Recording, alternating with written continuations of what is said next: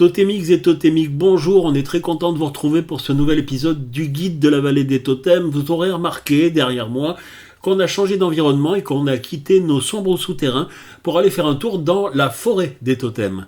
Aujourd'hui, on va vous parler des aspects.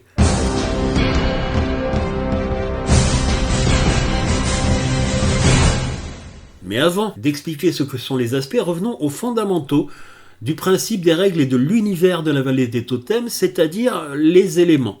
Les éléments et leur domaine, qui contient pêle-mêle leur puissance, leur nature, leur symbolique, n'apparaissent pas directement dans le monde de la vallée, dans le monde des personnages, mais s'incarnent de manière tangible en aspects. Et ce sont les aspects qui vont accompagner les personnages, qui vont leur offrir la puissance des éléments et qui vont quantifier leur force, leur énergie, de manière à leur offrir techniquement un certain nombre de bonus. On peut donc dire que les aspects sont la réelle incarnation des éléments dans le monde réel, bien sûr le monde de la vallée des totems. Alors comment ça marche ? À la création de son personnage, le joueur va déterminer quel est le domaine le plus important pour lui et quel sera l'élément qui va représenter son personnage et qui va déterminer la voie qu'il a choisi de suivre. À partir de là, parmi les 4 éléments, l'élément le plus important sera lié au dé le plus important des 4 dés présents dans le jeu, c'est-à-dire le dé 12. Le dé 12, c'est celui qui a le plus grand nombre de faces, c'est le boss, c'est donc lui qui deviendra le dé totem maître. Le dé totem étant choisi, il va attribuer un ordre de grandeur, un ordre d'importance aux autres éléments, et puis le dé 10 sera l'élément secondaire, celui qu'on nommera le dé totem allié. Le D8 et le D6 seront respectivement liés aux autres éléments restants et auront des valeurs moindres. Ainsi, chacun des 4 dés du jeu seront liés respectivement à un domaine et à un élément en particulier. Une fois que ces éléments auront été reliés à leur totem, ils pourront s'incarner dans le monde réel sous la forme d'un aspect.